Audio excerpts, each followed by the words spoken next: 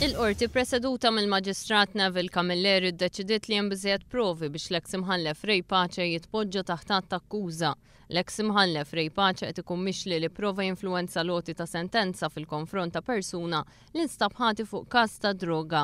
Fis-seduta ta' tnejn, il-Maġistrat Camilleri laqa' talba mill-avukat tal-eks imħallef biex ikunu jistgħu jinġibdu l-flus mill-kont tal-bank tiegħu ħalli l-familja tiegħu ikollha biex tgħix. Fil-kumpilazzjoni xed bejjeħ tal-laħam mill-imsida li minn għandu Pace u martu kienu jixtru l-laħam. Is-sit tal-ħanut tal-laħam spjega kif l-eks imħallef kien talbu mobile wara li joffrilu li jgħin lil bintu li kienet qed tistudja l-liġi. Minkejja li Pace qal li qatt m'għamel użu minn dan il-mobile, mill-investigazzjonijiet irriżulta li dan il-mobile intuża mill-eks imħallef waħda mit-telefonati lill-imputat ieħor Sandro Bsajla. Fil-qorti ġie ppreżentat ukoll dokument li fih hemm id-dettalji dwar 79 telefonata interċettati mis-servizzi tas-sigurtà bejn Awwissu u Settembru tas-sena li għaddiet. Għall-eks imħallef qed jidher l-avukat Stefano Filletti.